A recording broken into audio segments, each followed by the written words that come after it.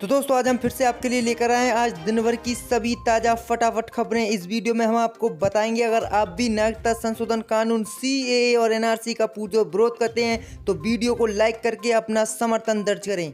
तो दोस्तों पहली बड़ी खबर की ओर बात करते हैं जो तुर्की से आ रही है। तुर्की से मोदी सरकार को बड़ा झटका। तुर्की के राष्ट्रपति रजब तैयब अर्दोगान ने कश्मीर मुद्दे और नागरिकता संशोधन कानून को लेकर भारत को बुरी तरह घेरा है और मोदी सरकार को बड़ा झटका लगा है। भाई मैं आपको बता दूं, तुर्की के राष्ट्रपति रजब तैयब अर्दोगान 2 दिवसीय दौरे पर पाकिस्तान पहुंचे हैं और आज उन्होंने पाकिस्तान की संसद में जुमे की नमाज अदा करने के बाद भाषण दिया और साफ ऐलान कर दिया है कि वो कश्मीर मुद्दे पर और नागरिकता संशोधन कानून पर पाकिस्तान का समर्थन करेंगे संयुक्त राष्ट्र में। आगे उन्होंने कहा है कि जिस तरह से हिंदुस्तान की सरकार हिंदुस्तान के मुसलमानों पर जुल्म कर रही है उसके खिलाफ जो है संयुक्त राष्ट्र में पाकिस्तान का साथ देंगे। आगे उन्होंने कहा कि कश्मीर मुद्दे को शांतिपूर्ण तरीके से सुलझाया जा सकता है, ना कि जंग करके। उन्होंने कहा है कि कश्मीर मुद्दे पर हम पाकिस्तान के साथ हैं क्योंकि इतना ही ये पाकिस्तान का मुद्दा है और उतना ही ये तुर्की का मुद्दा है।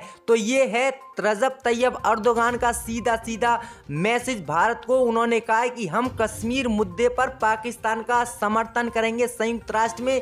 भाई मैं आपको बता दूं, नागरिकता संशोधन कानून को लेकर भी रजब तैयब अर्दोगान ने कहा कि हिंदुस्तान की सरकार जो है हिंदुस्तान के मुसलमानों की नागरिकता छीनना चाहता है और अब हिंदुस्तान मुसलमानों के लिए सुरक्षित नहीं है, जिसकी हमें चिंता है और हम संयुक्त राष्ट्र में इसके खिलाफ आवाज उठाएंगे और पाकिस्तान का समर्थन करेंगे। भाई मैं आपको बता दूं, जब जम्मू कश्मीर से 2019 में अनुच्छेद 370 हटाया था तब भी रजब तैयब अर्दोगान ने पाकिस्तान का समर्थन किया था और भारत का विरोध किया था, जिसके बाद आज रजब तैयब अर्दोगान ने यह बड़ा ऐलान किया है। पाकिस्तान के 2 दिवसीय दौरे पर आए हुए थे रजब तैयब अर्दोगान। उन्होंने साफ कहा है कि अब मुसलमानों के लिए भारत सुरक्षित नहीं है क्योंकि भारत की सरकार लगातार मुसलमानों का दमन कर रही है, उनको परेशान कर रही है। इसी को लेकर हम पाकिस्तान के साथ खड़े हैं और संयुक्त राष्ट्र में भारत के विरोध में पाकिस्तान का हम समर्थन करेंगे। तो ये मोदी सरकार को बड़ा झटका लगा है। अगली खबर की ओर बात करते हैं। भारत में NRC और CAA लागू करने से पहले मोदी सरकार को सुप्रीम कोर्ट से बड़ा झटका। वहीं मैं आपको बता दूं, सुप्रीम कोर्ट ने एक नया निर्देश जारी किया है। कहा है कि असम में NRC की प्रक्रिया के बाद बनाए गए डिटेंशन सेंटर को लेकर अदालत में याचिका दायर की गई थी, जिस पर अब सुप्रीम कोर्ट ने केंद्र से इस पर स्टेट रिपोर्ट जारी करने को कहा है। सुप्रीम कोर्ट ने सरकार से पूछा है कि जिन लोगों ने डिटेंशन सेंटर में 3 साल पूरे कर लिए हैं क्या उन्हें छोड़ा गया है या नहीं। अब इस मामले की सुनवाई होली की छुट्टियों के बाद होगी। भाई मैं आपको बता दूं, असम NRC मामले को सुनते हुए आज अदालत ने सरकार से डिटेंशन सेंटर में लोगों की संख्या, उनकी स्थिति की जानकारी देने का आदेश दिया है। अदालत की ओर से कहा गया है कि 3 साल से डिटेंशन सेंटर में रह लगे लोगों को 1 लाख से अधिक की राशि जमा करने पर जमानत दी जा सकती है। इसके अलावा व्यक्ति को हफ्ते में 1 दिन स्थानीय पुलिस के सामने पेश भी होना होगा।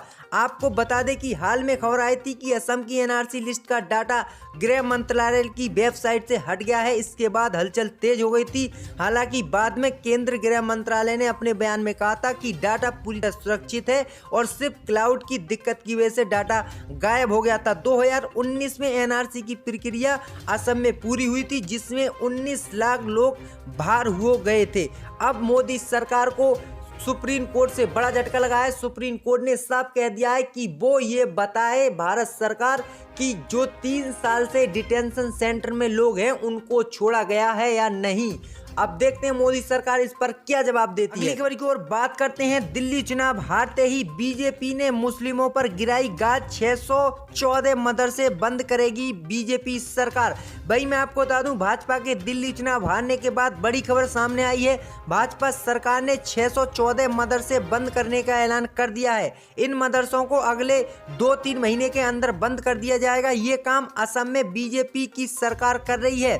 भाई मैं आपको बता दूं, साथ ही बीजेपी के नेतृत्व वाली सरकार ने इन संस्थानों को उच्च और उच्चतर माध्यमिक स्कूलों में बदलने का भी ऐलान किया है। भाई मैं आपको बता दूं, असम के वित्त मंत्री हेमंत बिस्व शर्मा ने कहा है कि राज्य सरकार ने आम लोगों के पैसे को धार्मिक शिक्षा पर खर्च नहीं करने का फैसला लिया है। मदरसों के साथ ही सरकार 101 सांस्कृतिक संस्थान भी बंद करने जा रही है। असम सरकार ने अगले 1-2 महीने में 614 सरकार द्वारा वित्त पोषित मदरसों और 101 सांस्कृतिक संस्थानों को बंद करने का फैसला किया है। साथ ही बीजेपी के नेतृत्व वाली सरकार ने इन संस्थानों को उच्च और उच्चतर माध्यमिक स्कूल में बदलने का भी ऐलान किया है। तो ये काफ़ी बड़ी खबर है कि अब मोदी सरकार 614 जो इस्लामिक मदरसे और 101 जो सांस्कृतिक संस्थान हैं उनको बंद करेगी असम में। अगली खबर की ओर बात करते हैं। ट्रंप के भारत के दौरे से पहले अमेरिका ने भारत को दिया है बड़ा झटका। अमेरिका ने भारत को विकासशील देशों की लिस्ट से बाहर कर दिया है। अब इससे भारत पर क्या असर पड़ेगा, मैं आपको बता दूं। अमेरिका ने भारत को विकसित अर्थव्यवस्था मान लिया है और यूएसटीआर ऑफिस ने भारत को ये दर्जा दिया है। यानी अब विकासशील देशों को मिलने वाली अमेरिकी पैसे की मदद भारत को नहीं मिल सकेगी। साथ ही उसकी जीएसपी स्कीम का भी फायदा भारत नहीं उठा सकेगा। मैं आपको बता दूं कि अमेरिका सभी देशों को पैसे की मदद करता है। आर्थिक जो अब भारत की आर्थिक मदद है वो रोक ली गई है और उसे विकासशील देशों की लिस्ट से बाहर कर दिया गया है अमेरिका की तरफ से। इससे हमारे काफ़ी रोजगार चलते हैं, नौकरियां भी काफ़ी मिलती हैं, क्योंकि अमेरिका बहुत पैसा देता है हर किसी देश को। अब ये पैसा जो है भारत का रोक लिया है अमेरिका ने, अब भारत को ये पैसा नहीं देगा, जिससे हमारे देश की अर्थव्यवस्था पर भी काफ़ी गहरा प्रभाव पड़ेगा। तो ये काफ़ी बड़ा झटका है भारत सरकार को अमेरिका से। बड़ी खबर की ओर बात करते हैं। केजरीवाल ने कैबिनेट मंत्रियों की पहली लिस्ट की जारी। मनीष सिसोदिया सहित 6 लोगों के नाम। वहीं मैं आपको बता दूं, अरविंद केजरीवाल रविवार को दिल्ली के सीएम पद की शपथ लेंगे। राष्ट्रपति की ओर से केजरीवाल और उनके कैबिनेट के शपथ ग्रहण को मंजूरी मिल गई है। वहीं मैं आपको बता दूं, केजरीवाल के साथ पटपड़गंज विधायक मनीष सिसोदिया, सकूर बस्ती विधायक सत्येंद्र जैन, बाबरपुर विधायक गोपाल राय, नजफगढ़ विधायक कैलाश गहलोत, बल्ली मराम विधायक इमरान हुसैन और सीमापुरी विधायक राजेंद्र गौतम मंत्री पद की शपथ लेंगे। ये चेहरे पहले भी अरविंद केजरीवाल की पिछली सरकार में भी कैबिनेट मंत्री थे और इस बार भी ये चेहरे कैबिनेट मंत्री रहेंगे, जिसमें एक मुस्लिम है, इमरान हुसैन। वहीं मैं आपको बता दूं, पीएम नरेंद्र मोदी को भी शपथ ग्रहण समारोह में न्योता भेजा गया है। देखते हैं पीएम नरेंद्र मोदी आते हैं नहीं आते हैं, क्योंकि बीजेपी की करारी हार हुई है दिल्ली विधानसभा चुनाव में। हे गाइस, हेलो एप्लीकेशन से अपडेट करें अपनी डे टू डे इन्फॉर्मेशन को। सिर्फ आपको हेलो ट्रेंड्स पर जाकर क्लिक करना है और जितने भी ट्रेंडिंग आर्टिकल, न्यूज़ और वीडियो उनको आप पढ़ सकते हैं। तो वेट मत करो और जल्दी से डाउनलोड करो हेलो एप्लीकेशन को। Link is in description. बड़ी खबर की ओर बात करते हैं। बैंकों से हाथ जोड़कर बोले माल्या, पूरा पैसा चुकाऊंगा पर भारत नहीं आऊंगा। भाई मैं आपको बता दूं, लंदन में रॉयल कोर्ट ऑफ जस्टिस के सामने पेश हुए माल्या का दावा कि ईडी और सीबीआई कर रहे थे उन्हें परेशान। भाई मैं आपको बता दूं, भारत से फरार चल रहे कारोबारी बिजनेस विजय माल्या लंदन में रॉयल कोर्ट ऑफ जस्टिस के सामने पेश हुए। कोर्ट के सामने उन्होंने कहा कि मैंने बैंकों से हाथ जोड़कर विनती करता हूं कि मूलधन का 100% तुरंत वापस लें, पर मैं भारत जाने के लिए तैयार नहीं हूं। बता दें कि 64 साल के माल्या भारत में धोखाधड़ी और मनी लॉन्ड्रिंग के आरोप में वंचित हैं। वहीं सरकार उनकी तलाश कर रही है। जिस दिन भी ये सरकार के हाथ चढ़ गए तो इन्हें कड़ी से कड़ी भारत सरकार सजा देगी, क्योंकि इन्होंने कई बैंकों को लूटा है। अगली खबर की ओर बात करते हैं। शाहीन बाग के प्रदर्शनकारियों ने वैलेंटाइन डे के मौके पर दिलवालियां तख्तियां लेकर प्रदर्शन करते दिखे। इस दौरान उन्होंने पीएम नरेंद्र मोदी से यहां आने की अपील की है। इन तख्तियों पर लिखा है कि पीएम मोदी आप शाहीन बाग आइए।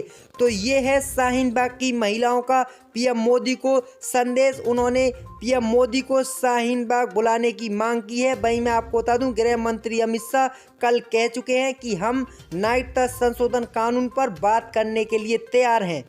अगली खबर की ओर बात करते हैं। आजम खां के खिलाफ सीबीआई जांच की मांग खारिज। वहीं मैं आपको बता दूं, इलाहाबाद हाई कोर्ट ने सपा सांसद मोहम्मद आजम खां के खिलाफ रामपुर में दर्ज आपराधिक मामलों की सीबीआई जांच की मांग दाखिल जनहित याचिका खारिज कर दी है। याचिका में कहा गया था कि किसानों व अन्य लोगों द्वारा दर्ज कराई गई जांच निष्पक्ष पुलिस नहीं कर रही है, इसीलिए किसानों ने मांग की थी कि उन्हें सीबीआई का आदेश दिया जाए और सीबीआई से जो है आजम खान की जांच कराए। लेकिन अब न्यायमूर्ति बीके सिंह नारायण तथा न्यायमूर्ति आरएन तिलहरी की खंडपीठ ने इस याचिका को रद्द कर दिया है और कहा है कि इस मामले की जो है सीबीआई जांच नहीं हो सकती क्योंकि ये मामला काफ़ी पुराना है।